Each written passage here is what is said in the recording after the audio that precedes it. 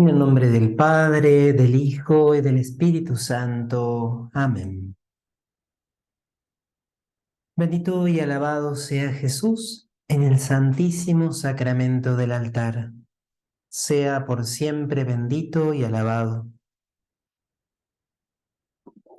Gracias, Señor, por tu amor. Gracias por la verdad que nos revelas, por la verdad que eres tú mismo. Gracias por este camino que nos has invitado a recorrer. Gracias por la Iglesia, Madre y Maestra. Gracias por los santos, por los sabios, por los teólogos. Gracias por aquellos que se han impregnado de la verdad y del amor y nos lo han comunicado a lo largo de todos los siglos. Gracias porque en este tiempo de caos, de confusión, de tanta incertidumbre, nos ofrece certezas. Gracias, Jesús, porque no te has ido, porque te has quedado con nosotros hasta el fin, presente y oculto en el pan de la Eucaristía. Ven, Espíritu Santo, ven y ayúdanos a comprender, ayúdanos a enamorarnos cada día más de la verdad y del bien y de la eternidad y de la vida. Ayúdanos a vivir apasionadamente, a ser testigos de la esperanza que no defrauda. Ven, Espíritu Santo, ven y acompáñanos en este último encuentro de este pequeño curso de introducción a la escatología y que vivamos orientados hacia las realidades últimas y al mismo tiempo comprometidos con las realidades penúltimas, apasionados en el ejercicio del amor, en la búsqueda de la santidad de acuerdo a nuestra propia vocación. Ven, Espíritu Santo, ven por medio de la poderosa intercesión del Inmaculado Corazón de María, tu amadísima esposa. Ven, Espíritu Santo, ven por medio de la poderosa intercesión del Inmaculado Corazón de María, tu amadísima esposa. Ven, Espíritu Santo, ven por medio de la poderosa intercesión del Inmaculado Corazón de María, tu amadísima esposa. Amén. Dios te salve María, llena eres de gracia, el Señor es contigo. Bendita tú eres entre todas las mujeres, y bendito es el fruto de tu vientre, Jesús. Santa María, Madre de Dios, ruega por nosotros pecadores, ahora y en la hora de nuestra muerte. Amén. Bendito y alabado sea Jesús en el santísimo sacramento del altar. Sea por siempre bendito y alabado.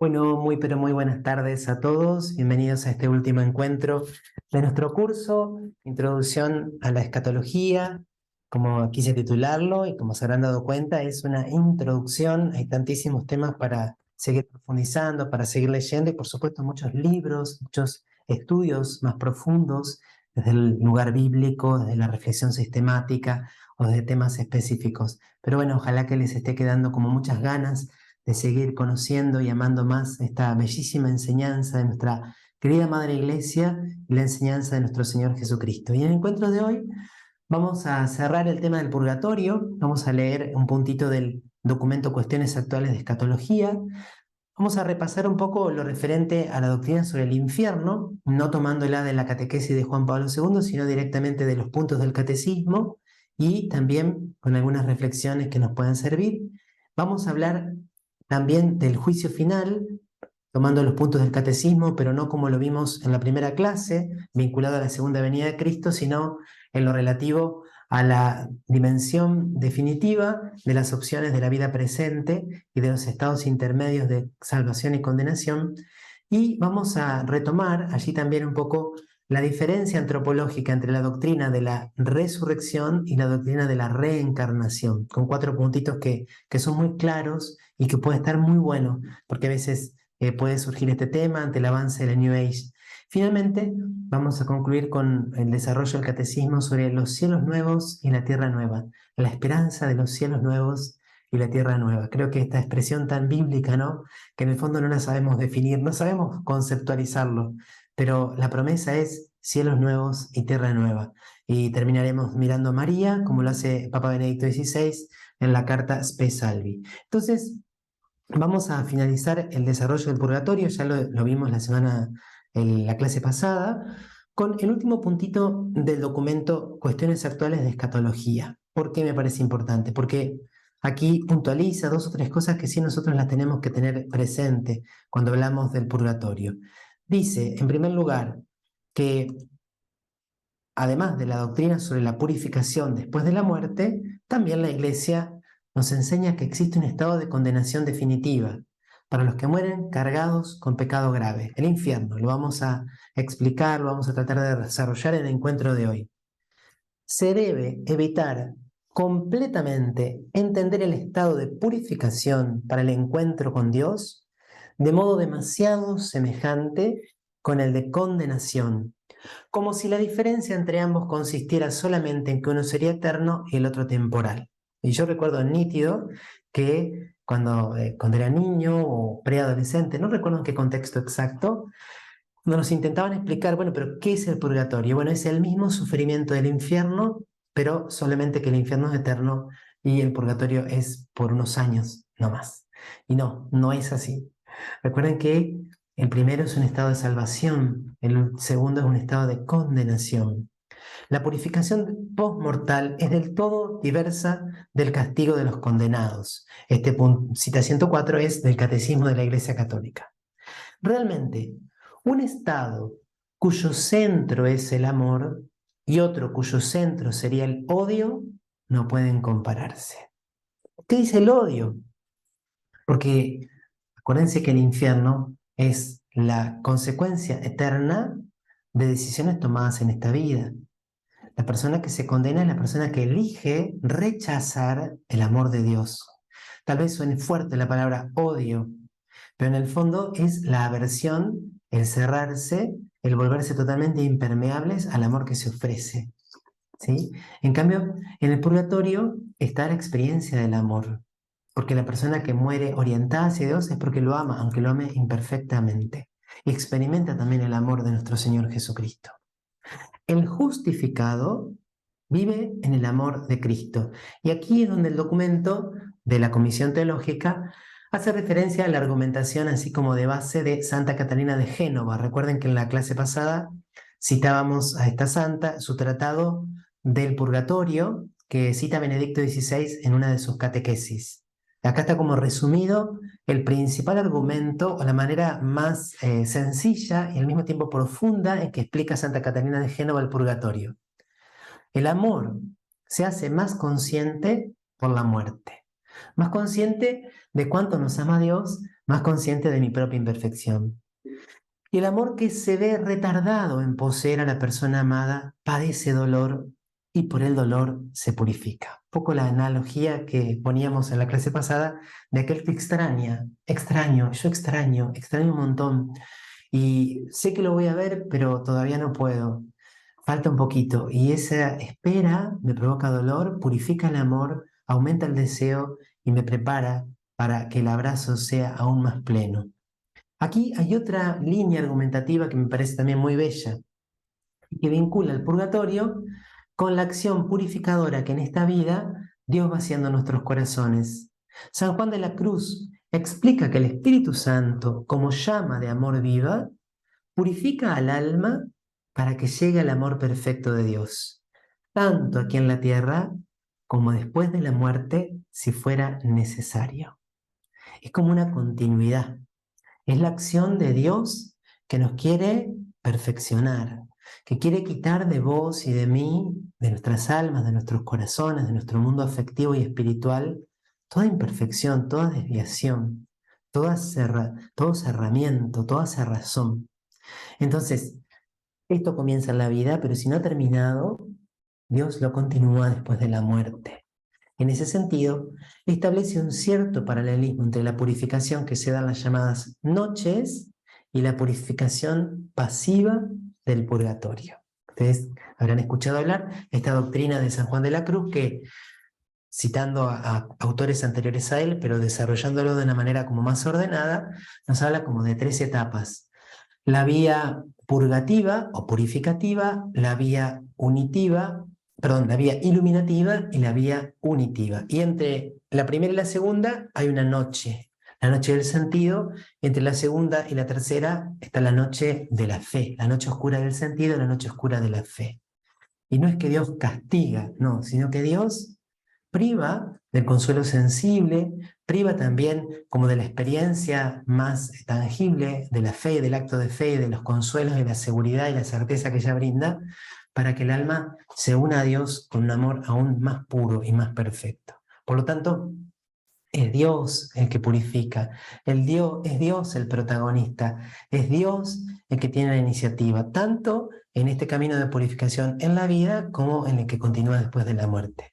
Ciertamente, en la historia de este dogma, una falta de cuidado al mostrar esta profunda diferencia entre el estado de purificación y el estado de condenación ha creado graves dificultades en conducción del diálogo con los cristianos orientales. Bueno, eso es un tema que tal vez escapa a lo que podemos desarrollar en el curso, pero también el hecho de buscar imágenes adecuadas, un lenguaje, un vocabulario adecuado, tiene una motivación ecuménica para poder, digamos, favorecer esta comprensión que, basándose en la Sagrada Escritura, permita superar las diferencias que a veces todavía existen, lamentablemente, entre las diversas confesiones cristianas. Y entonces vamos a ir ahora al pequeño tratadito sobre el infierno. Recuerden que en la charla que di sobre este tema, que tenía un título un poco provocativo, pero que está en YouTube, que se dice, ¿es verdad que el infierno está vacío? En esa charla, sobre todo, me basé en la catequesis de Juan Pablo II sobre el infierno. No voy a volver a ese texto, pero pueden tenerlo, les voy a compartir el enlace por si alguno no la vio. Aquí nos vamos a detener solo en el catecismo. Y fíjense cómo comienza el desarrollo. Salvo que elijamos libremente amarle, no podemos estar unidos con Dios. Y esto es una línea argumental que es muy, pero muy importante. Si el infierno no existiese, sería una mentira que yo soy libre. Cuando la Iglesia mantiene, sostiene, perdura en la enseñanza sobre la posibilidad real de que exista el infierno, de que exista la condenación, no está atacando al hombre, ni lo está denigrando, ni lo está subestimando, no, al contrario, está exaltando la libertad humana. Tan real es tu libertad que Dios la respeta. Tan real es tu capacidad de ser amigo de Dios que también podés elegir no ser su amigo. Tan libre sos que podés cerrarle tu corazón al amor del Dios omnipotente. De modo que cuando nosotros tocamos el tema del infierno, por supuesto que no lo hacemos como una especie de elucubración mental. Nos basamos en las Sagradas Escrituras. Y son innumerables los pasajes de los 4 evangelios y de las cartas de los apóstoles y del Apocalipsis y de los Hechos, donde se habla de la realidad de que es posible la condenación. ¿Es posible la condenación por qué? ¿Por un defecto de la misericordia de Dios? No. ¿Por un defecto de la omnipotencia de Dios? No. Es posible la condenación porque el hombre puede elegir rechazar a Dios para siempre. Es eso, simplemente. El hombre puede cerrarse. Entonces, recordemos esto que tan claramente decía Juan Pablo II en su catequesis. Dios no manda a nadie al infierno. Dios no condena al infierno a alguien. Dios lo que hace es, con un gran dolor en su corazón, respetar la elección que alguien hizo. Vos elegiste un camino contrario, opuesto, de espaldas a Dios. Dios te advirtió del modo que Él sabe, del modo que Él seguramente se lo habrá ingeniado, pero vos no quisiste. No es que alguien en el infierno va a lamentar, uy, cómo me gustaría estar con Dios. No, no, no, porque esa persona eligió. Y por eso, cada vez que se habla del infierno, es necesario destacar esta idea. La libertad humana la responsabilidad humana, las consecuencias que tienen los actos de esta vida, la seriedad que tiene nuestra vida. No podemos amar a Dios si pecamos gravemente contra Él, contra nuestro prójimo o contra nosotros mismos. Quien no ama permanece en la muerte. Todo el que aborrece a su hermano es un asesino, y sabéis que ningún asesino tiene vida eterna permanente en él. No podemos plantear, por ejemplo, como si el amor estuviera en un plano y las decisiones estuvieran en otro plano, porque nuestro amor, nuestras opciones interiores, o se manifiestan en actos externos o no lo son tales. Entonces yo no puedo decir, no, pero yo lo amo mucho a Dios, pero en el fondo en mis actos decido obrar totalmente en contra de Él, en desobediencia a Él, cerrándome a Él. Nuestro Señor entonces, en las Sagradas Escrituras, advierte que estaremos separados de Él si omitimos socorrer las necesidades graves de los pobres y de los pequeños que son sus hermanos. Este texto, que sin duda es el más impresionante, el más impactante, esta visión del juicio final, donde nuestro Señor Jesucristo pronuncia estas palabras que nunca deberíamos olvidar, no solo por lo que implican de advertencia, sino sobre todo en su sentido positivo. Lo que hicisteis al más pequeño de mis hermanos, a mí me lo hicisteis. Esta identificación de Jesús con los pobres y con los pequeños. Por lo tanto, no solamente entran en juego las opciones que tienen a Dios como directo destinatario, sino también las que tienen a nuestros hermanos como destinatarios, porque lo que le hacemos al hermano se lo estamos haciendo a nuestro Señor Jesucristo. Y acá viene como un poco la definición más breve, más sencilla. Morir en pecado mortal sin estar arrepentido, ni acoger el amor misericordioso de Dios, significa permanecer separados de Él para siempre, por nuestra propia y libre elección. Este estado de autoexclusión definitiva de la comunión con Dios y con los bienaventurados es lo que se designa con la palabra infierno. Este texto del catecismo, por supuesto que no fue escrito al azar, no fue escrito por algún cardenal, algún obispo que dijo vamos a publicarlo así, sino que fue pensado y repensado y repensado y reelaborado y pulido, y cada palabra tiene un significado exacto. Por supuesto que acá se abren muchas ventanitas. Morir en pecado mortal. Recuerden que esta distinción entre pecado mortal y pecado venial, ustedes la pueden encontrar en el catecismo cuando habla de la confesión y cuando habla también del pecado. Recordemos que el pecado mortal destruye en nosotros la caridad y la gracia. Por eso se llama mortal, porque es como la muerte del alma. Y perdemos en ese momento la inhabitación de la Santísima Trinidad en nosotros. En cambio, el pecado venial debilita la amistad con Dios, debilita la caridad, debilita nuestra cercanía, nuestra sensibilidad a la presencia de la Trinidad en nosotros, pero no la destruye. Cuando yo elijo cometer un pecado mortal, aunque no lo diga con esas palabras, estoy expulsando a Dios de mi corazón. Estoy dándole la espalda. Estoy, como el hijo menor de la parábola del Padre Misericordioso, abandonando su casa o expulsándolo de mi casa.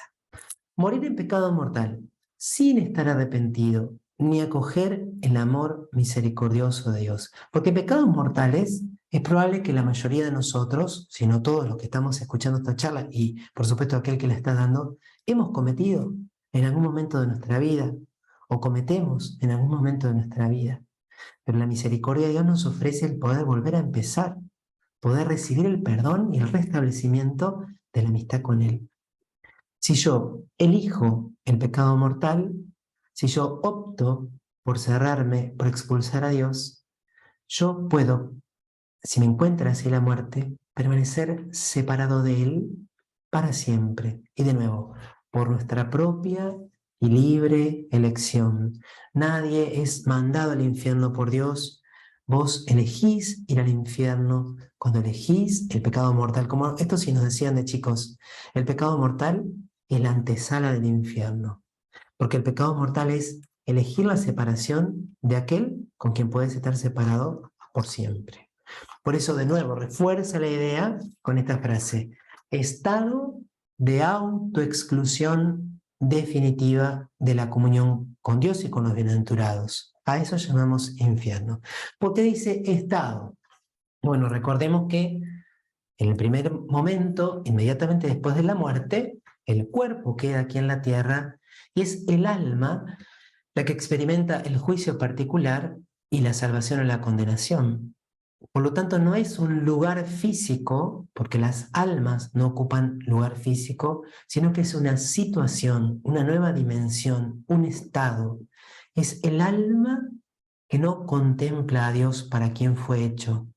Es ese espíritu humano que ha elegido distanciarse para siempre y cada vez más del amor en el cual vive, en el cual podría tener felicidad verdadera.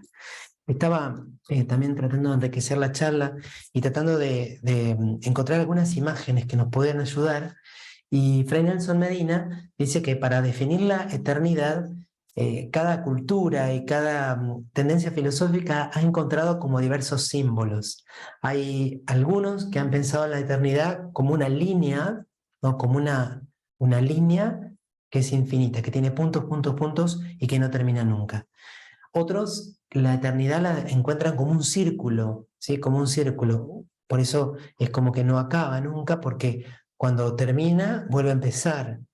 Y otros como un punto donde está todo concentrado. De hecho, uno de los pensadores del pensamiento platónico clásico, que fue Boecio, definía la eternidad como la perfección perfecta y simultánea de una vida interminable, la eternidad feliz, sobre todo, ¿no? Ahora bien, Fray Nelson utilizaba una comparación que me parece interesante para que lo entendamos, sobre todo referido a la condenación, y lo refiere como una flecha que va en movimiento, ¿no? Entonces, ¿por qué en movimiento? Porque si bien nosotros hablamos de la eternidad, el único que es eterno de modo absoluto es Dios. Nosotros siempre somos criaturas y porque nuestro espíritu, aún separado del cuerpo, siempre es el espíritu de un cuerpo humano, estamos como en tensión y hay todavía una cierta relación con el tiempo, incluso en la futura resurrección. Bueno, un alma que se salva, un alma que encuentra el cielo, encuentra el cara a cara con Dios, es como una flecha que va en movimiento hacia el sol. Pero en ese movimiento hacia el sol, cada vez está más cerca de él y sin embargo nunca lo agota. ¿Por qué? Porque ese Dios o ese sol tiene una dimensión infinita y esa flecha va penetrando más y más y más y más en ese calor y en ese amor y en esa plenitud de claridad y de vida. Y no se consume. Sigue siendo flecha, no se transforma en sol, pero nunca alcanza el núcleo de ese sol porque es Dios mismo que es infinito. Entonces, ¿qué sería un alma que se condena? Es un alma, una persona que es como una flecha que en lugar de acercarse al sol, se aleja del sol. Y cada vez está más lejos y cada vez se excluye más y se aleja más. No porque no pueda, sino porque no quiere. No quiere ir hacia la luz, sino que elige la oscuridad. Y cada vez más se aleja y se aleja y se aleja del único donde podría encontrar paz y plenitud.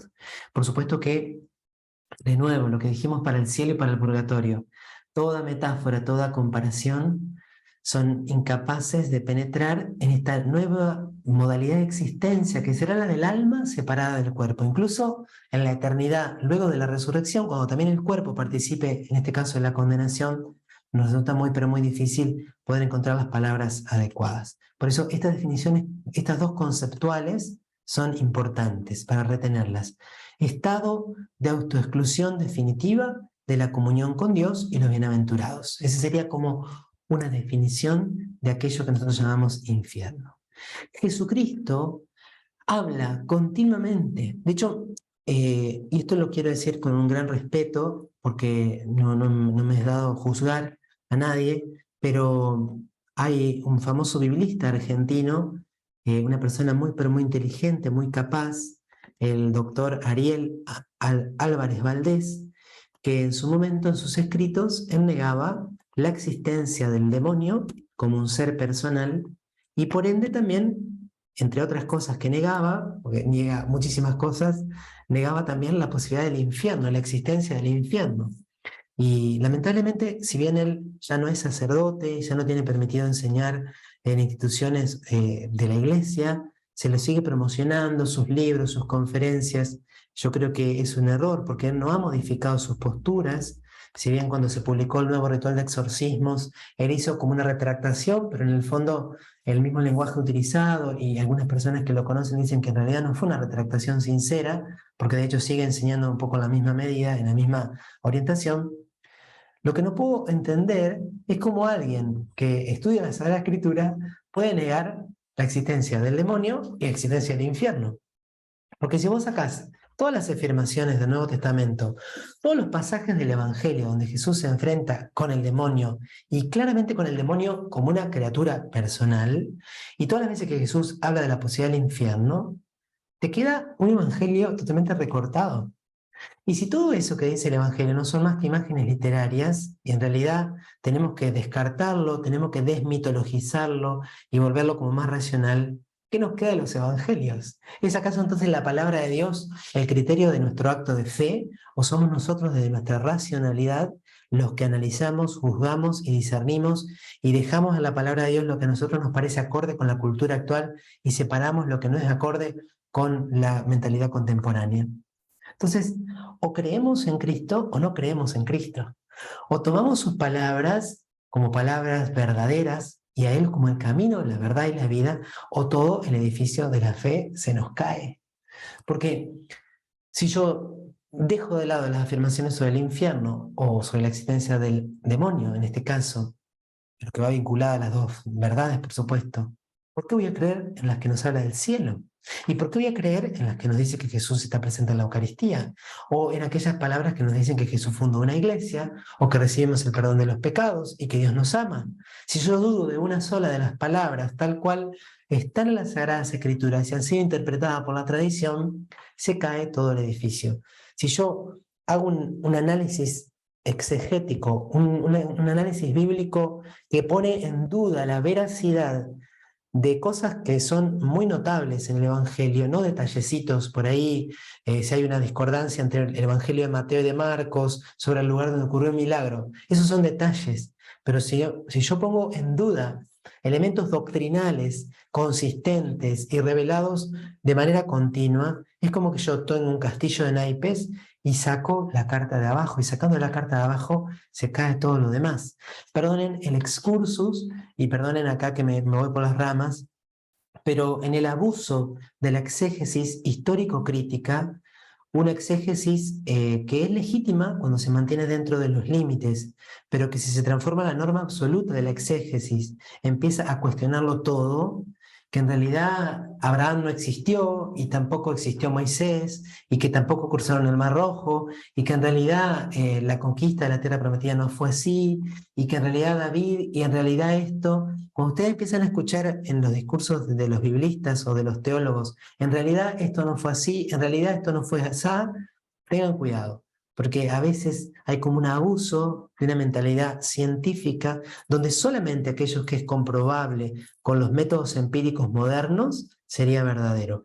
Esto por supuesto que en el Antiguo Testamento hay algunos textos que tienen un carácter mítico simbólico, pero esa misma mentalidad ha aparecido en el estudio de la vida de Jesús. Por eso ha habido una gran crisis de la cristología, y cuando está en crisis la cristología, entran en crisis todas las otras ramas teológicas. Porque si yo no sé si Jesús en realidad pronunció el discurso del pan de vida, Juan 6, que lo estamos leyendo en estos días, tampoco sé si Jesús te presenta en la Eucaristía. Y si Jesús no te presenta en la Eucaristía, ¿qué sentido tiene el sacerdocio? Y si el sacerdocio no tiene sentido, ¿qué sentido tiene el celibato? Y así dicen algunos que la gran crisis que ocurrió en la Iglesia en los últimos 50 años, 60 años, tiene que ver como punto inicial con las dudas metódicas de los exégetas modernos que, influenciados por el racionalismo, pusieron todo en duda. Atención, en esto también un consejo. El libro Jesús de Nazaret de Benedicto XVI, cardenal Ratzinger, que ya era papa en 2007, todo su capítulo inicial hace como un raconto de todas estas tendencias extremas. Y él es un experto y ha leído todo, prácticamente lo relevante en este ámbito, invita a hacer un discernimiento.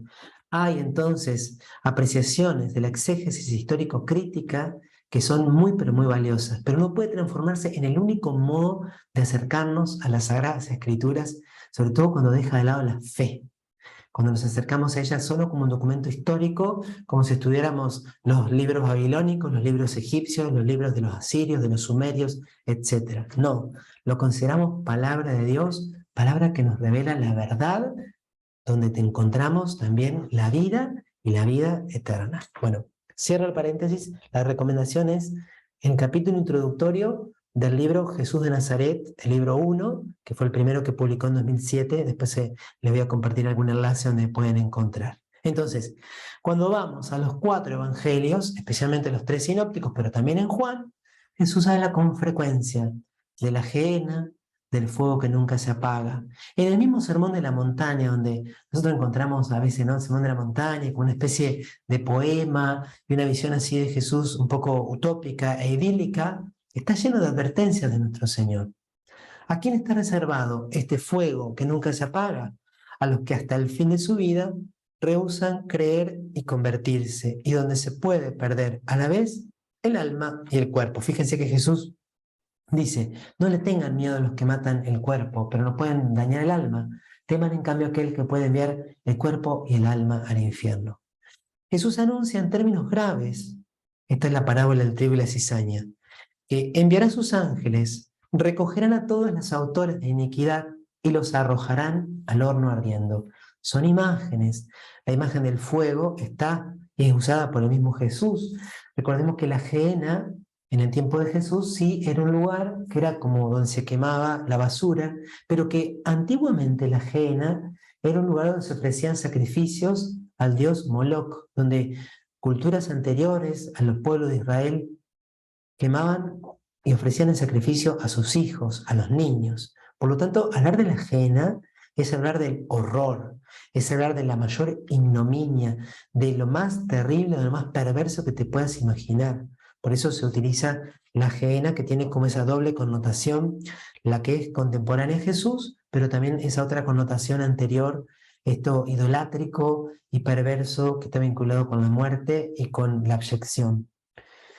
Y Jesús dice en el Evangelio que Él pronunciará la condenación.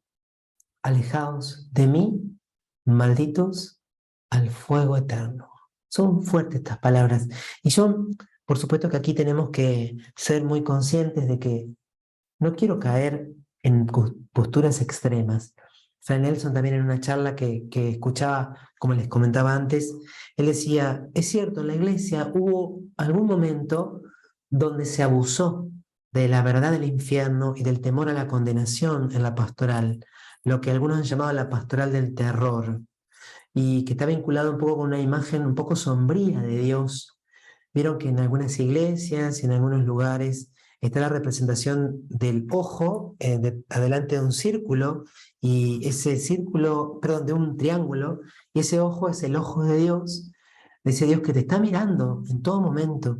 Pero en lugar de verlo como ese Padre que ve en lo secreto, y ese Padre que ve en lo secreto te recompensará, muchas veces era ese Dios que te está controlando, como si fuera, perdón lo que voy a decir, la vulgaridad, pero como un gran hermano que te está vigilando para castigarte. Y si haces algo mal, Él lo ve, así que no te vas a escapar de su juicio. Pórtate bien para no condenarte.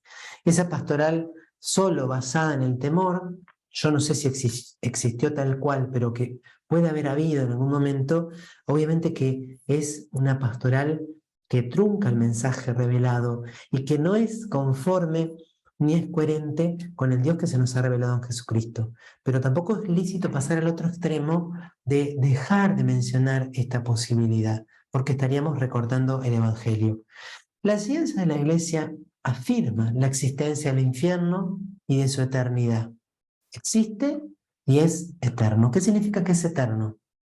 Que una vez que una persona optó rechazar a Dios, ya no puede cambiar esa decisión. Ya no hay redención posible. Aquí, recordemos, si bien ya lo mencionamos un par de veces, ese gran escritor eclesiástico de los primeros siglos llamado Orígenes, dicen algunos que ha sido el más grande, incluso más grande que San Agustín, más grande que Santo Tomás, en cuanto a la genialidad y en cuanto a no sé, lo prolífico que fue. Sin embargo, no es santo, entre otras cosas, porque dentro de su doctrina escatológica, él anhelaba y proponía la apocatástasis, que sería como la restauración final, donde incluso aquellos que hubieran rechazado a Dios serían salvados. Entonces negaba la eternidad del infierno. Y por eso, entre otras cosas, no es santo ni es considerado padre de la iglesia en el sentido fuerte de la expresión. La enseñanza de la iglesia, coherente con el Nuevo Testamento, dice, existe y es eterno. Las almas de los que mueren en estado de pecado mortal descienden a los infiernos. De nuevo, fíjense que la palabra descienden es una metáfora espacial, no es que el infierno está abajo, pero de acuerdo a la visión cosmológica vigente en el tiempo de Jesús y en el tiempo de la revelación del Antiguo Testamento, era mucho más fácil vincular los cielos con lo que estaba por encima de nosotros y los infiernos con lo que estaba por debajo. Lo más lejos del lugar de Dios, que lo vinculamos con el cielo, metafóricamente, es ir hacia el centro de la tierra. Pero los infiernos no están debajo de la tierra, no son una especie de sótano, ni es un volcán donde hay lava ardiente, incandescente, y ahí están las almas. No, las almas, su condena es estar separados de Dios. No están en un lugar, sino que es un estado donde no pueden contemplar, ni conocer, ni amar, ni alabar a aquel de quien son imagen y semejanza, para quien fueron creados. Descienden a los infiernos, entonces, es un uso metafórico, una metáfora espacial para tratar de decir en lenguaje humano lo que para nosotros todavía es imposible de conocer y de comprender. Y así sufren las penas del infierno el fuego eterno. Sí, la palabra está, el fuego eterno, pero recuerden, siempre la usamos en el plano de las imágenes. Por supuesto que después de la resurrección, cuando haya cuerpos, también es probable, es posible, o sea, es cierto que el cuerpo va a participar del dolor de la ausencia de Dios. Y tal vez, sí, podemos imaginar que tenga alguna connotación con este símbolo tan usado en la escritura y tan presente en algunos textos del magisterio. Aquí está la cita de ese es del Denzinger, y en ese libro, en esa compilación de textos magisteriales, fíjense que hay varios puntos y que son de distintas épocas, de distintas manifestaciones y textos conciliares. También Pablo VI, en un periodo muy duro que fue después del concilio donde había mucha confusión, Pablo VI vio necesario volver a proponer al pueblo de Dios con mucha fuerza la realidad de la existencia del infierno. Y también el Concilio Vaticano II lo ha dicho con mucha claridad. Ahora bien, ¿cuál es la pena principal del infierno? La separación eterna de Dios, en quien únicamente puede tener el hombre la vida y la felicidad para las que ha sido creado y a las que aspira. Separación eterna de Dios. Porque alguien podría decir, bueno, pero acá en la vida hay personas que están separados de Dios y parece que no la pasan tan mal. Entonces, una eternidad separados de Dios, puede ser que no la pases tan mal. Acá recuerdo una predicación del padre Alberto Hurtado que decía, claro, en esta vida, cuando vos estás separado de Dios, te entretenés con un montón de cosas. Te entretenés en los vínculos interpersonales, en la posesión de bienes materiales, en los placeres del cuerpo, en la comida, en la bebida. Te entretenés viajando, trabajando, proyectando. Pero una vez que salís de esta vida, el alma queda allí como en la presencia de lo absoluto, ya no hay nada con qué entretener. Y solo queda la sed de Dios, pero también queda para estas personas el rechazo a Dios. Por eso es como un abismo de vacío, de soledad y de tristeza que no lo podemos imaginar. Solamente aquel que ha tenido una profundísima experiencia de Dios y en algún momento de su vida se alejó mucho de él, o Dios permitió que estuviera en una noche oscura muy pero muy profunda, o la noche oscura de la fe, puede intuir algo de lo que ha de ser el sufrimiento del infierno. Y aquí tenemos que saber que Dios ha permitido que algunos santos tuvieran como esta experiencia. Piensen, por ejemplo, en Santa Teresita del Niño Jesús. Quizá alguno de ustedes leyó la historia de un alma y ella, un año antes más o menos de su muerte, entra en un periodo de una tremenda noche de la fe. Y ella se sentía como a oscuras, totalmente a oscuras. Dice que delante de ella se levantaba como un muro y no podía ver nada más allá. Y que dudaba de la existencia del alma espiritual y por lo tanto dice, si no hay alma, tampoco hay cielo. Y eso le venía como tentación muy, pero muy fuerte. Y Dios la purifica a esa tan pequeñita y la ve tan tierna. Teresita en realidad, Dios la hizo pasar por sufrimientos muy grandes del cuerpo, pero también sobre todo el alma. Hay otras dos historias muy contemporáneas a nosotros. Una es la del Padre Pío y otra es la de la Santa Teresa de Calcuta. Y no sé si ustedes saben que el Padre Pío recibió los estigmas en el año 1918 y los tuvo durante 50 años, hasta 1968, donde le desaparecieron poco tiempo antes de su muerte. Bueno, uno a veces decía, los estigmas, qué bárbaro, qué signo de predilección de Dios, porque Dios lo eligió para eso y qué fantástico. Y el Padre Pío vive la experiencia de los estigmas no como un privilegio, sino realmente como un acompañar a Jesús en su pasión. Porque cuando el Padre Pío se le dan los estigmas y se manifiestan en él los dolores físicos de su pasión, se le manifiestan también los dolores espirituales de Cristo en su pasión. Por lo tanto, todos esos 50 años interiormente el corazón del Padre Pío está en agonía con Cristo. Y la otra que lo vivió fue Madre Teresa de Calcuta. Bueno, en algún momento leí mucho de Madre Teresa, me encantaba. Hay un libro que es de los mejores libros que he leído en mi vida, me hizo muchísimo bien, que se llama Ben Semiluz. Y así se llama el libro. Y después de que muere Teresa de Calcuta, se publican sus cartas, los escritos de su diario, el intercambio epistolar con sus directores espirituales. Madre Teresa de Calcuta recibe el llamado dentro de la llamada el 10 de diciembre, perdón, el 10 de septiembre, si no me equivoco, de 1946. Y recibe locuciones de parte de Jesús, pero más o menos un año después, Madre Teresa de Calcuta entra en una profundísima noche del Espíritu.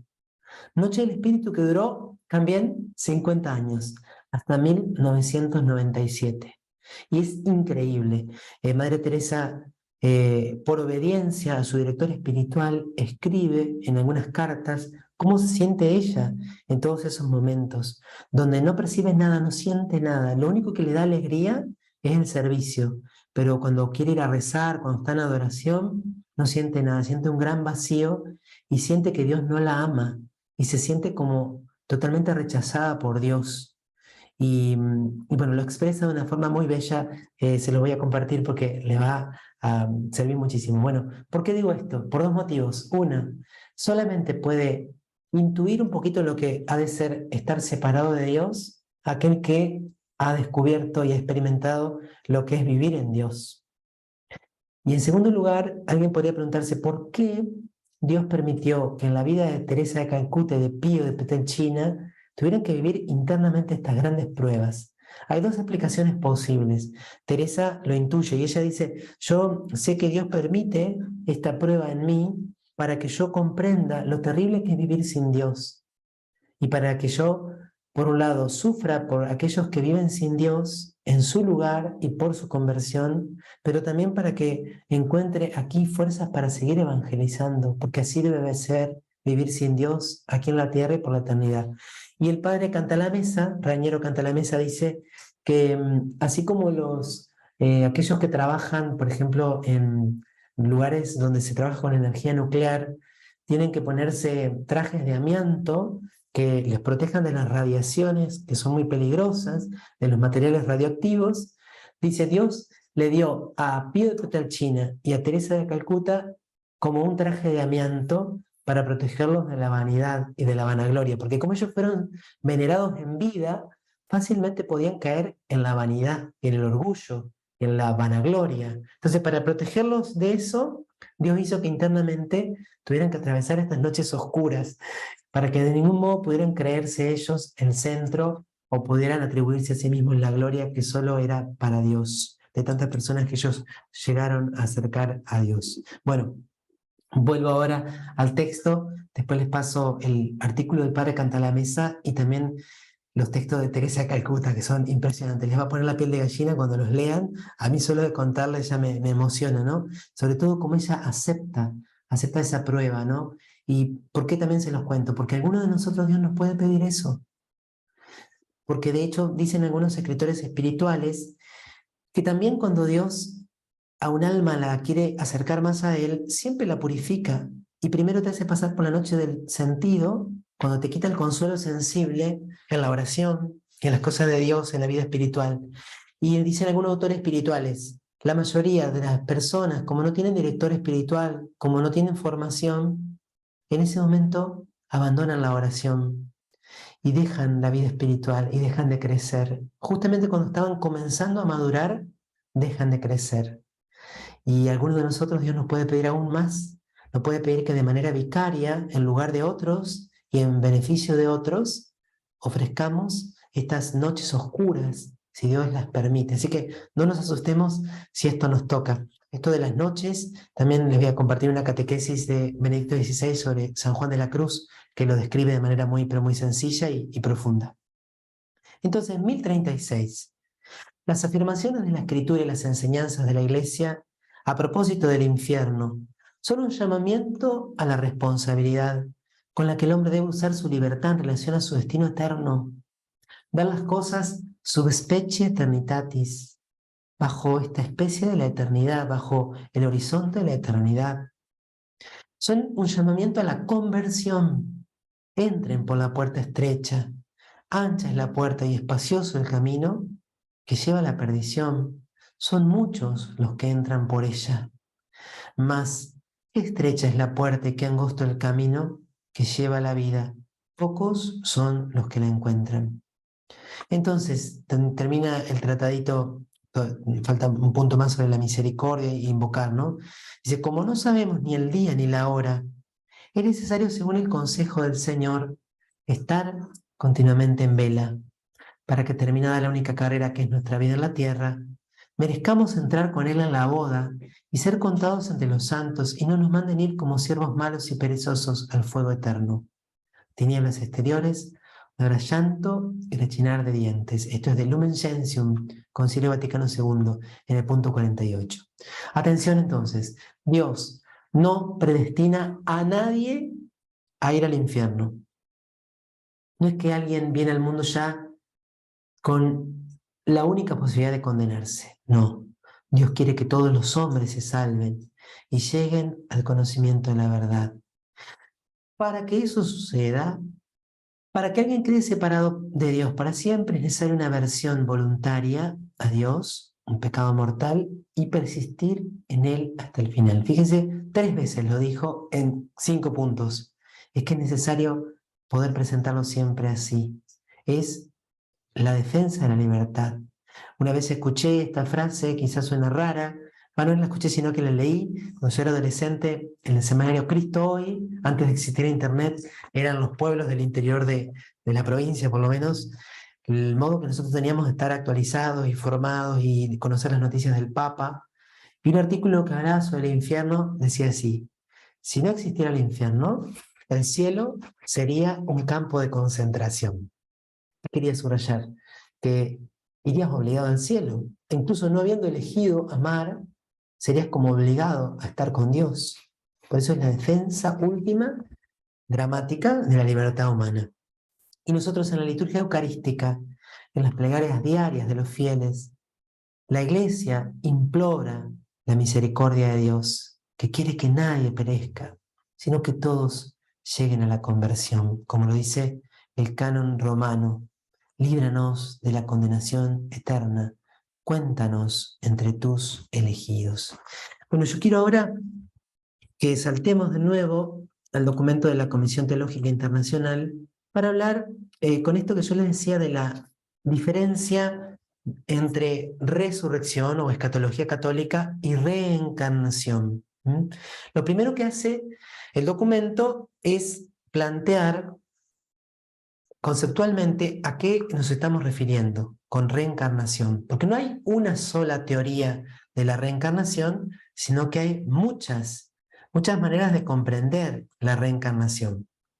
Con esta palabra, o con otras equivalentes, como los términos metempsicosis o metempsomatosis, psige está debajo aquí, y somatos, soma es cuerpo, también es cambio de alma o cambio de cuerpo, el prefijo es metá, se denomina a una doctrina que sostiene que el alma humana, después de la muerte, asume otro cuerpo. De este modo se encarna de nuevo, por eso reencarnación.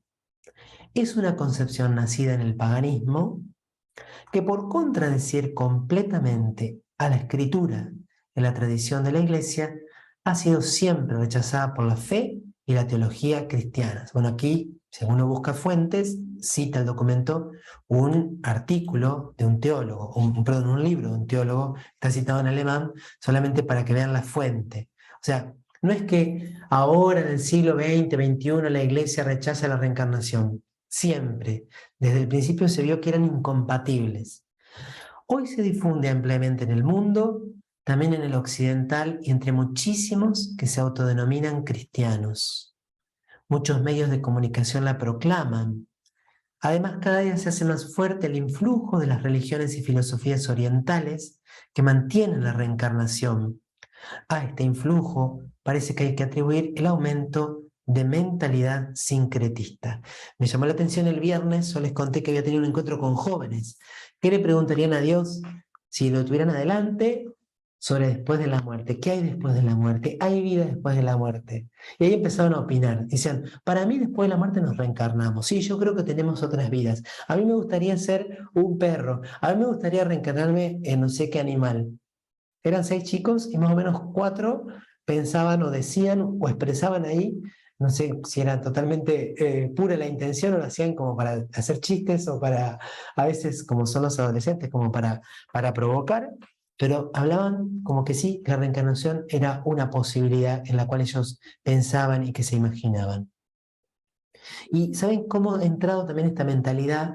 Cuando nosotros en el lenguaje, por ejemplo en el periodismo deportivo, se usa mucho la expresión el karma.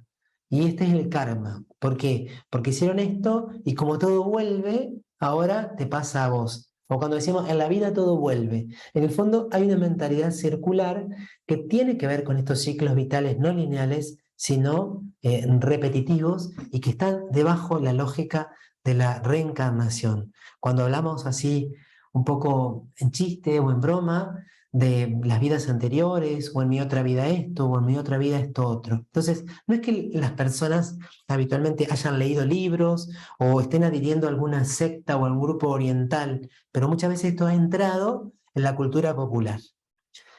La facilidad con la que muchos aceptan la reencarnación quizá se debe a ¿por qué? ¿Por qué personas que se han alejado del cristianismo, que cuestionan la religión y que yo solamente acepto lo que dice la ciencia, con tanta facilidad aceptan la reencarnación, que por supuesto no hay ninguna manera de demostrarlo de manera científica? Dice el documento, es una reacción espontánea e instintiva contra el creciente materialismo. En el fondo, los padres del Concilio Vaticano II estaban en un mundo que parecía como la gran amenaza, el materialismo o el ateísmo comunista. Entonces, parecía como que todo lo que tenía que ver con religiosidad, con espiritualidad, iba a quedar marginado. Pero sucedió lo contrario, porque como el hombre no puede vivir sin lo espiritual, necesita respuestas trascendentes, rechazó las respuestas cristianas, pero no se quedó solo con la materia. Empezó a buscar respuestas en otras mentalidades e ideologías. En el modo de pensar de muchos hombres de nuestro tiempo, y aquí viene una segunda razón, por qué muchos adhieren hoy a esto de las otras vidas. Esta vida terrena se percibe como demasiado breve para poder realizar en ella todas las posibilidades de un hombre. ¿Cuántas cosas me quedaron sin vivir? ¿Cuánto por conocer? ¿Cuánto por decir? ¿Cuánto por experimentar? Es que una vida es muy corta para disfrutar de todo lo que hay a nuestro alrededor. O también es muy corta, según un poco esto que plantea como hipótesis el documento, para que se puedan superar o corregir los defectos cometidos en ella. ¿Cuántas personas que llegado a los 45, 50, 55, 60 años dicen, si hubiera sabido estas cosas antes, hubiera vivido distinto? ¿Cuántos errores cometí por ignorancia, porque nadie me advirtió antes? Si yo volviera a nacer, haría las cosas diferentes. En el fondo, frente a ese anhelo, a este darse cuenta de que la vida hemos fallado, parece como una buena opción decir, quizás hay algo más después, quizás hay otra posibilidad para cada uno de nosotros, otra oportunidad. Entonces, frente a estas posturas, la fe católica ofrece una respuesta plena. Es verdad, sí, nosotros coincidimos, que la vida humana es demasiado breve para superar y corregir los defectos cometidos en ella. Es verdad, pero la purificación escatológica será perfecta, ¿sí? A vos te toca acompañar y quizás te ha tocado vivir. Algunos de ustedes han atravesado enfermedades dificilísimas y quizás las han superado, pero en algún momento pensaron, ¿pero cuánto me quedaba por vivir? Cuando muera alguien joven, ¿cuánto le quedaba por vivir? Es verdad, y aunque vivas 100 años, ¿cuánto te quedaba por vivir? Pero cuando entres en la comunión plena con Dios en el cielo, todo lo vas a vivir condensadamente en la comunión con la Trinidad y con los bienaventurados. Lo vas a vivir todo, nada te va a quedar sin cumplir. Todos los anhelos de amor, de comunión, de vida, de plenitud van a ser colmados. Tampoco es posible realizar todas las virtualidades de un hombre en el tiempo tan breve, pero la resurrección final gloriosa lo va a llevar a un estado que supera todo deseo suyo. Entonces, sin que sea posible exponer todos los aspectos con que los diversos reencarnacionistas exponen su sistema, la tendencia al reencarnacionismo prevalente hoy en el mundo occidental se puede reducir a 4 puntos. Estos 4 puntos, ¿sí? No son, digamos, únicos. Por eso aquí hay una nota que dice, en no pocas culturas orientales, la reencarnación se propone con una mayor insistencia en aspectos de purificación, a veces de castigo, que en su forma occidental reciente. Por eso la reencarnación se percibe como algo doloroso de lo que el hombre desearía huir. O sea, es como que todo lo que viene a Occidente un poco se lo hace un poco más soft, más suave, un poco distinto. Pero bueno, volvemos a cuáles son esos 4 puntos. En primer lugar, afirma que existen muchas existencias terrestres. La vida actual ni es nuestra primera existencia corporal, ni será la última. Ya vivimos anteriormente y viviremos todavía repetidamente en cuerpos materiales siempre nuevos. Bueno, esto es totalmente contrario a lo que nos enseña la Sagrada Escritura, donde en todo momento y absolutamente, con toda claridad, esta es la única vida que tenemos en la tierra. Hay una frase en la Carta a los Hebreos que lo dice de manera explícita, por si alguien duda de ello. Segundo, hay una ley en la naturaleza que impulsa un continuo progreso hacia la perfección, como una evolución hacia lo mejor, hacia lo perfecto. Esta misma ley conduce las almas a vidas siempre nuevas y no permite retroceso alguno. Más aún, tampoco una parada definitiva. O sea que hay una ley que conduce a esa alma a través de vidas sucesivas, pero siempre hacia algo mejor, siempre hacia algo superior, siempre hacia una vida más plena. A fortiori, o sea, por lo tanto, como consecuencia, necesariamente, se excluye un estado definitivo de condenación sin fin. Después de más o menos siglos, todos llegarán a la perfección final de un puro espíritu. O sea, todos llegaremos a un momento donde estaremos completamente sin cuerpo. La vida en el cuerpo forma parte de esta historia. Vamos creciendo, vamos progresando, vamos madurando, pero al final no habrá cuerpo. ¿Mm? Esto también lo quiero advertir porque ha habido teólogos católicos, incluso bastante conocidos. El más conocido ha sido Teilhard de Chardin, no se pronuncia exactamente así, pero nunca aprendí a pronunciarlo, que hablaba como que todo el universo estaba en una evolución hacia un punto omega, que sería el Cristo total. ¿Mm? Que entonces, bueno, si bien sí tenemos que tratar de vivir bien, de ser buenos, como que nos quedáramos tranquilos, porque todo se encaminaba hacia esa realidad definitiva, pero lo decía y lo enseñaba en un punto tal que parecía que las libertades individuales no contaban demasiado. Había como un sincretismo ahí también de elementos culturales que no eran propiamente cristianos, sino que estaban tomados de otras culturas. Entonces, fíjense que en esta postura no existe el infierno, porque si todos vamos hacia ese estado perfecto, es imposible pensar que alguien pueda permanecer en la imperfección y en la lejanía de Dios para siempre. Tercer punto, la meta final se obtiene por los propios méritos. Esto parece un poquito distinto que el anterior, porque acá parece que es algo que se da, hay una ley que conduce, pero en otros momentos hay una nueva existencia en lo que yo hago. En cada nueva existencia, el alma progresa en la medida de sus propios esfuerzos.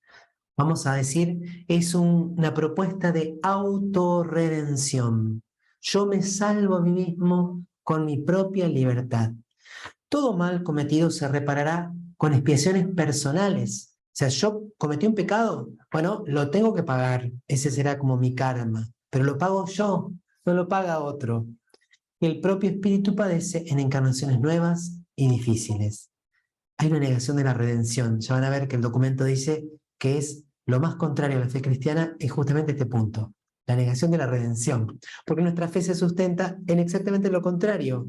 Yo no me salvo a mí mismo, sino que yo necesito ser salvado. Yo no puedo expiar mis propios pecados, sino que mis propios pecados los ha expiado nuestro Señor Jesucristo con su sacrificio pascual.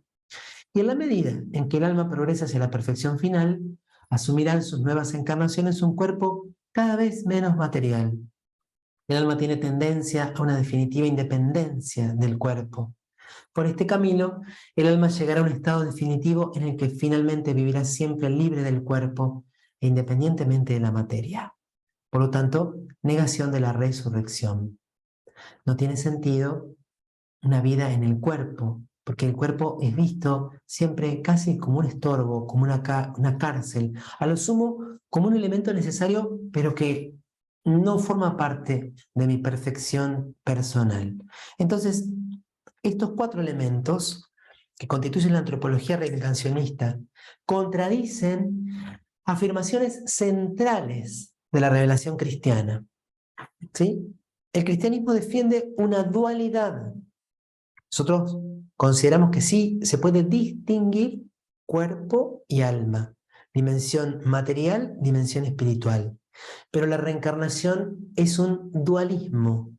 El cuerpo es un mero instrumento del alma que se abandona después de cada existencia terrena para tomar otro completamente diverso. Por eso retengan esta distinción. No es lo mismo afirmar una dualidad que un dualismo. En el campo escatológico, el reencarnacionismo rechaza que pueda haber condenación eterna y por lo tanto también rechaza, el último punto, la resurrección de la carne. Ahora bien, lo más opuesto entre la visión cristiana y la reencarnacionista es la negación de la soteriología cristiana. La soteriología es la doctrina sobre el soter. Soteros es salvador. El alma se salva por su esfuerzo. Cristo no es necesario. Cristo no es necesario. Mantiene una soteriología autorredentora, completamente opuesta a la soteriología heterorredentora cristiana. Ahora bien, si se suprime la heterorredención, no puede ya hablarse en modo alguno de Cristo redentor. El núcleo de la soteriología del Nuevo Testamento se contiene en estas palabras. Dios nos agració en el amado. En Él tenemos por medio de su sangre la redención, el perdón de los pecados, según la riqueza de su gracia que ha prodigado sobre nosotros. Con este punto central está en pie o cae toda la doctrina sobre la Iglesia, los sacramentos y la gracia. Así es evidente la gravedad de las doctrinas implicadas en esta cuestión y se entiende con facilidad que el magisterio de la Iglesia haya rechazado este sistema con el nombre de teosofismo.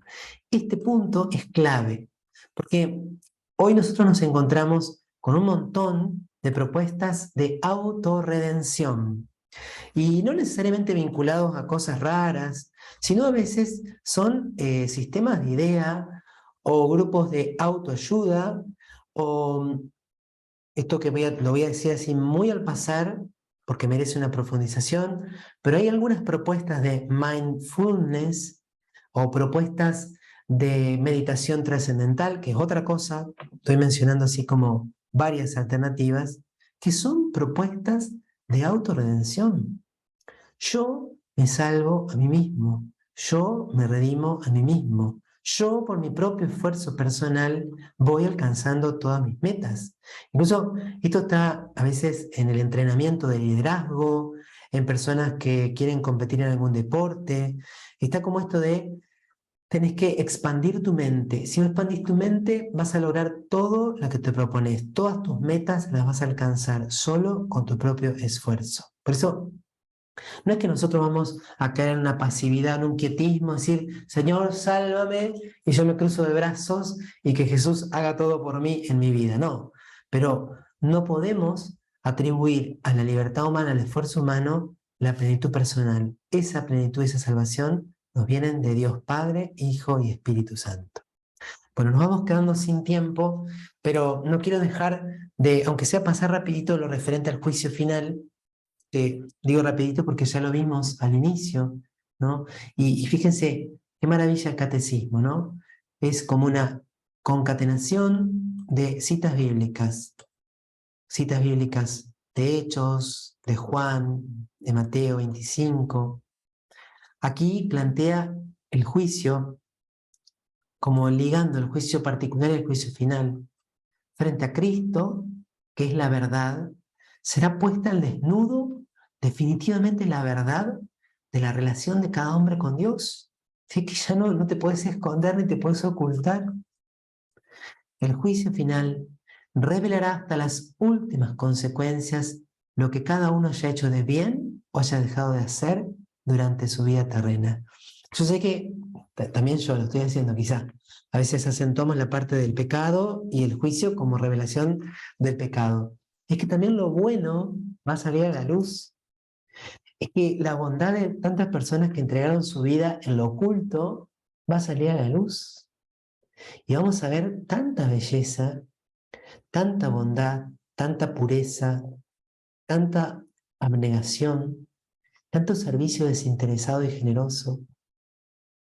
Todo va a quedar a la luz, todo va a ser puesto a la luz. Lo bueno, al igual que lo malo.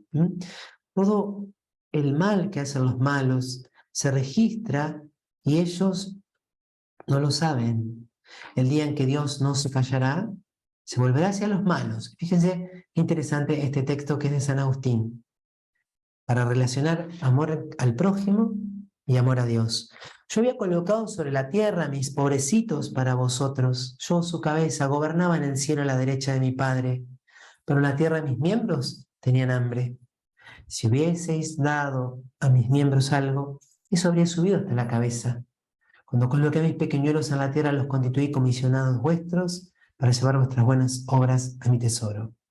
Como no habéis depositado nada en sus manos, no poseéis nada en mí. Bueno, esto es una advertencia para aquellos que tal vez puedan estar en un camino equivocado o podamos estar en un camino equivocado. Sucederá el juicio final cuando vuelva Cristo glorioso. Recuerden que solo el Padre conoce el día y la hora en que tendrá lugar. Yo sé que también, así como hemos dicho en clases anteriores, circula mucho material sobre el fin de los tiempos, sobre los signos, sobre lo que está pasando aquí, lo que está pasando allá, también en torno a manifestaciones o revelaciones privadas. Queridos amigos, yo les invito a que sean muy prudentes, para no dejarnos perturbar el corazón. En realidad, los signos que están anunciados en los 4 evangelios, especialmente los 3 sinópticos, los capítulos finales, los discursos de Jesús antes de su pasión, esos signos, a lo largo de la historia de estos 2000 años de iglesia, muchas veces parecía que se estaban dando todos. Y eso invitaba a los santos en cada etapa a vivir en mayor santidad, a evangelizar más, a servir más. Cuidado con caer como una suerte de obsesión con esto de estar en la última novedad, en el último mensaje, en la última revelación, o de vivir con miedo, o de vivir tristes, porque si bien es cierto que lo que se anuncia, hablamos la vez pasada, de la prueba final de la iglesia, nos puede provocar un poquito de inquietud, en el fondo también esperamos a nuestro Salvador con mucho gozo y con una esperanza activa. Entonces, solo el Padre sabe. Él pronunciará por medio de su Hijo su palabra definitiva sobre toda la historia. Y esto que ya meditamos la vez anterior, pero que es hermoso. Allí conoceremos el sentido último de toda la obra de la creación, de toda la economía de la salvación, y comprenderemos los caminos admirables por los que su providencia habrá conducido todas las cosas a su fin último. Pero el Evangelio de ayer, que decía que Jesús a los discípulos de Emaús, que caminaban a Emaús, les explicó todo lo que en las Escrituras se refería a él, comenzando por la ley, continuando por los profetas. Bueno, yo me imagino que en el momento del juicio, así como en un flash o más lentamente, Jesús nos va a explicar todo a cada uno de nosotros. Así como ellos les explicó, bueno, ¿vieron lo que pasó en Getsemaní? Bueno, miren este texto de Isaías. ¿Vieron cuando a Jesús le quitaron la ropa y sortearon la túnica? Bueno, ¿vieron esto está escrito en el Salmo 22? Y así lo hará con nuestra vida. Ahí vas a conocer todo. Ese día vas a conocer el sentido último de todo lo que te pasó, de esa enfermedad, de esa prueba, de ese dolor, de esa traición, de ese trabajo del cual te echaron, te despidieron injustamente, porque Dios lo permitió, lo que Dios permitió también, este dolor familiar, Dios lo permitió también porque en su plan providente Él es capaz de sacar bienes incluso de los males, y así con cada cosa. Y podremos observar desde la mirada y la perspectiva divina toda la historia y toda nuestra historia. El juicio final revelará que la justicia de Dios triunfa de todas las injusticias cometidas por sus criaturas, que su amor es más fuerte que la muerte. Y veremos la victoria del amor, veremos la coronación del amor y celebraremos y festejaremos la victoria de Cristo, la victoria del bien, del amor y de la verdad.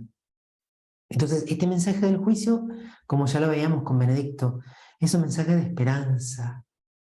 Todas las paradojas y todas las contradicciones de este tiempo cesarán y todo será claro. Pero también es un mensaje de conversión, porque tenemos aún un tiempo favorable. Inspira el santo temor de Dios. Yo no le tengo miedo a Dios, pero yo no lo quiero ofender, porque no me quiero separar de Él, porque quiero vivir con Él para siempre. Y nos compromete a vivir hoy en la justicia del reino. Bueno, cierro este desarrollo del catecismo con este título hermoso, Esperanza de los cielos nuevos en la tierra nueva. De verdad que me encantaría que el tono final que les quede en el corazón después de lo que hemos compartido y de las lecturas que ustedes seguramente harán y de todo lo que Dios pueda despertar como anhelo de conocer más, sea de una gran esperanza. El reino de Dios llegará a su plenitud después del juicio final. Los justos reinarán para siempre con Cristo. Reinarán con Cristo. O sea, no va a ser solo el reinado de Jesús, sino también nuestro reinado. Y le dice a los apóstoles, ustedes se sentarán sobre 12 tronos para juzgar a las tribus de Israel. Pero dice de todos los bienaventurados, los justos resplandecerán como el sol en el reino de su Padre. Resplandecerán como el sol, glorificados en cuerpo y alma, y el mismo universo será renovado. Y esa será la plenitud de la iglesia. Todos sufrimos cuando vemos en la iglesia la presencia del pecado, de la mediocridad, de la corrupción, cuando nos damos cuenta de que nos falta tanto para ser esa esposa bellísima de Cristo. Pero también la iglesia será perfeccionada. La iglesia llegará a su perfección cuando llegue el tiempo de la restauración universal. Y con la humanidad, también el universo entero, que está íntimamente unido al hombre, que alcanza su meta a través del hombre, podrá ser renovado en Cristo. A eso la Escritura lo llama cielos nuevos y tierra nueva. Lo dice Pedro, pero sobre todo es muy hermosa esta cita. Cuando ustedes puedan, al final del encuentro, abrir el libro del Apocalipsis. Vi un cielo nuevo y una tierra nueva. Será la realización definitiva del designio de Dios, que todo tenga a Cristo como cabeza, todo. No solamente los seres humanos que se hayan abierto a su amor, sino también la misma creación material. En este universo nuevo, también llamado por el Apocalipsis la Jerusalén celestial, Dios tendrá su morada entre los hombres. Y Él enjugará toda lágrima de sus ojos. Ya no habrá muerte, ni llanto, ni gritos, ni fatigas, porque el mundo viejo ha pasado. Me encanta, a la luz de esta cita, también otra que me acompaña desde el principio de mi sacerdocio. Creo que les compartía que la uso mucho en liturgias de exequias. La elegimos también para la lápida de mi papá, cuando falleció, de la segunda carta a los Corintios. Nuestra angustia, que es leve y pasajera, nos prepara una gloria eterna que no tiene medida. Ni el ojo vio, ni el oído oyó, ni vino a la mente del hombre lo que Dios tiene preparado para aquellos que le aman. Esa es otra cita, pero para mí siempre resuenan juntas, ¿no? ¿Qué significará para el hombre? Siempre, por supuesto, esto es para aquellos que no se hayan cerrado al amor. Los condenados no participarán de esto. Esta consumación será la realización final de la unidad del género humano, querida por Dios de la creación, de la que la iglesia peregrina era como el sacramento. O sea, no solo será unión con Dios, sino que en el cielo nos vamos a llevar bien entre nosotros. La comunión de los santos, Juan Pablo II dice, perfecta subjetividad y perfecta intersubjetividad. Seremos plenamente nosotros mismos y estaremos plenamente unidos a los otros, sin mezcla de división, de enojo, de tristeza, de pelea, de discordia, de desconfianza. La plena realización de la unidad del género humano. Los que estén unidos a Cristo formarán la comunidad de los rescatados, la ciudad santa de Dios, la esposa del Cordero. Ya no será herida por el pecado, las manchas, el amor propio que destruyen o hieren la comunidad terrena de los hombres. La visión beatífica en la que Dios se manifestará de modo inagotable a los elegidos será la fuente inmensa de felicidad, de paz y de comunión mutua. Esto nos colmará tanto la presencia, el amor y la donación perfectísima de Dios que eliminará toda posibilidad de discordia y de separación y de división y de enfrentamiento. Ya la unidad no será herida por el pecado. El amor propio, como orgullo que me cierra, ya no será un muro de ninguna manera. Todo será sano y santo en nosotros. Pero también el cosmos, dice Romanos, que la ansiosa espera de la creación desea vivamente la revelación de los hijos de Dios, en la esperanza de ser liberada de la servidumbre de la corrupción. A esto el Papa Francisco le ha dado mucha relevancia, vinculando estas frases también con la necesidad que nosotros tenemos de cuidar la casa común. Pero aun cuando tengamos el deber de cuidar la casa común, la plenitud de esta tierra y de este mundo visible llegará cuando se consume la historia en la parucía de nuestro Señor. La tierra gime hasta el presente y sufre dolores de parto. Nosotros también, que poseemos las primicias del Espíritu, gemimos en nuestro interior anhelando el rescate de nuestro cuerpo. Es como que la tierra, el cosmos material, también están suplicando, ven, Señor Jesús. Hay una lectura, yo no me acuerdo, creo que es de San Basilio Magno, que dice que también las aves y los animales es como que rezan, bueno, en el sentido de que cuando emiten su vuelo, cuando cantan, cuando emiten sus sonidos propios de cada especie, como que elevan una alabanza que también es una súplica. Ven, Señor Jesús. El universo visible también está destinado a ser transformado para que el mundo mismo, restaurado a su primitivo estado, ya sin ningún obstáculo, esté al servicio de los justos, participando en su glorificación en Jesucristo resucitado. En el paraíso terrenal, en el jardín del Edén, había una comunión perfecta, una armonía entre el cosmos y las personas y el Creador. Bueno, lo que vendrá al final será eso, pero aún más grande, aún superior, aún mayor, porque los cuerpos, nuestros cuerpos y nuestras completas personas serán totalmente glorificados, pero sí en estado de armonía, también con ese mundo futuro restaurado. Ignoramos el momento de la consumación de la tierra. Aquí estamos citando textualmente Gaudium et Spes. No sabemos cómo se transformará el universo, no lo sabemos. La figura de este mundo deformada por el pecado pasa. Sin embargo, se nos enseña que Dios ya ha preparado una morada nueva, una nueva tierra en la que habita la justicia, cuya bienaventuranza llenará y superará todos los deseos de paz que se levantan en el corazón de los hombres. Sin embargo, y acá de nuevo, ante la acusación del marxismo, del comunismo, del materialismo histórico, de que nosotros nos evadimos de las realidades temporales, el catecismo dice, cuidado, y citando a Gaudium et Spes, la espera de una nueva tierra no debe debilitar, sino más bien avivar la preocupación de cultivar esta tierra, donde crece aquel cuerpo de la nueva familia humana que puede ofrecer ya un cierto esbozo del siglo futuro. No hay oposición entre la esperanza cristiana, la esperanza escatológica y el trabajo también en el servicio del bien común. Terminamos con Benedicto XVI al final del Spe Salvi, invocando a María. Tú fuiste una de aquellas almas humildes y grandes en Israel que como Simeón esperó el consuelo de Israel y como Ana la redención de Jerusalén. María Santísima, tú viviste en contacto íntimo con las Escrituras que hablaban de la esperanza y de la promesa hecha a Abraham de su descendencia. Así comprendemos el santo temor que te sobrevino cuando el ángel de Dios entró en tu aposento y te dijo que darías a luz aquel que era la esperanza de Israel y la esperanza del mundo.